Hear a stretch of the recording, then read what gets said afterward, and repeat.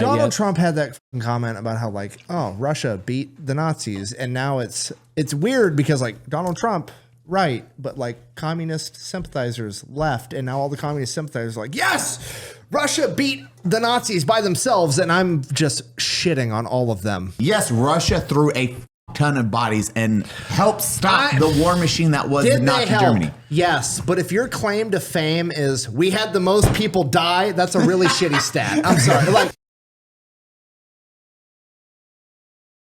did you know the USSR actually manufactured more tanks than America during World War II? Oh, did they?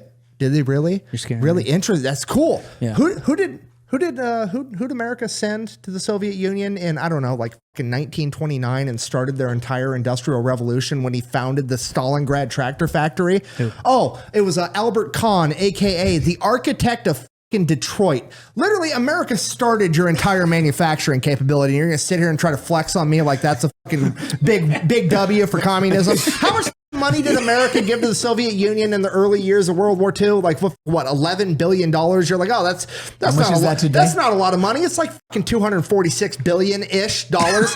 What's Russia's military budget right now? $86 billion? Oh, you gave them 3 times the annual military fucking budget, and you're gonna come to me and be like, oh, communism's the best. Yeah, when it's funded by fucking capitalism, sure it is. Why the fuck wouldn't it be? Hell yeah. Okay, the same reason you hear everybody like, no, did you know that fucking Cuba has the best healthcare system in the fucking world? And the only reason that Cuba isn't a communist paradise is because America put an embargo on them and refused to do business on them.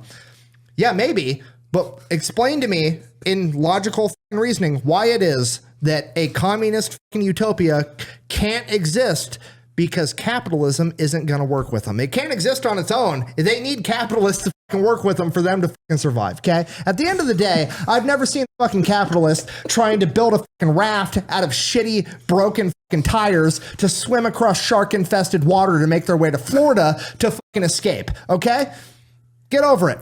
Communism fucking sucks. You're never going to convince me otherwise. You're fucking wrong. If you think that the USSR single-handedly beat the Nazis in World War II, you're fucking wrong. Objectively speaking, I can't fucking help you. Okay? Did they help? Absolutely. I'm happy to admit that they contributed to beating the Nazis. If you think they did it on their own, it's because you're breathing through your mouth and you're objectively.